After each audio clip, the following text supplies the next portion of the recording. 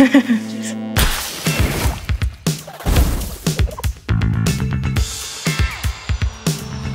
m'appelle Emma Monkoun, je suis ingénieure recherche et développement chez Solvay Novecare dans l'équipe Industrial Process Solutions basée à Aubervilliers.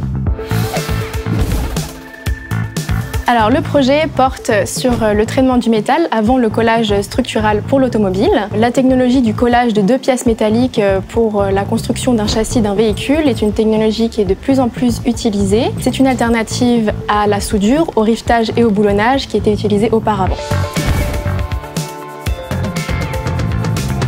On a pu constater qu'en 2018, 14% de la consommation d'énergie fossile et des émissions de CO2 étaient causées par le transport routier. Il est donc important d'alléger les véhicules pour qu'ils consomment moins et donc qu'ils polluent moins. Le deuxième enjeu est l'enjeu de l'innovation. En effet, l'aluminium est un très fort conducteur thermique, il est donc difficile de le souder et c'est pourquoi on a introduit les cols et la préparation de sa surface.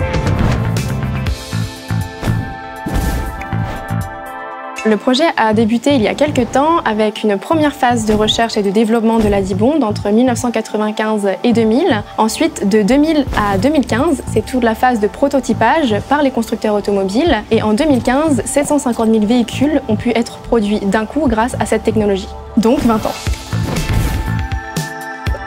Les scientifiques avec les chimistes, les chercheurs. Il y a aussi les industriels, les constructeurs automobiles, en somme, plein de monde. Ça a permis le remplacement de l'acier par l'aluminium à l'échelle industrielle et d'alléger les véhicules d'environ 20% de leur poids total. L'utilisation du collage structural n'altère pas du tout la sécurité. Le joint de colle permet d'absorber tout ce qui est choc et vibration, ce qui améliore le confort à la conduite. Et enfin, l'aluminium se recycle quasiment à l'infini sans perdre ses propriétés. Ça, c'est un coupon d'aluminium non traité qui a été vieilli dans des conditions comme si vous rouliez sur une route enneigée salée ou au bord de la mer. Et si vous avez un accident, ça casse.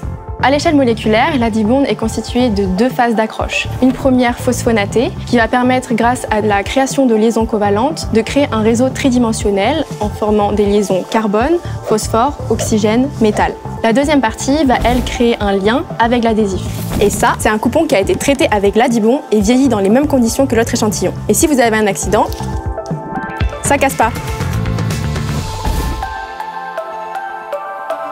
Aujourd'hui, on aimerait l'introduire sur différents marchés, au-delà de l'automobile et de l'allègement, par exemple l'électronique, l'aéronautique ou même la construction de structures métalliques. Enfin, un dernier enjeu se présente à nous, c'est de chercher et de trouver de nouvelles chimies pour un éventuel changement de réglementation ou l'arrivée de nouveaux matériaux sur le marché. Je dirais l'avenir. Voilà, clap de fin.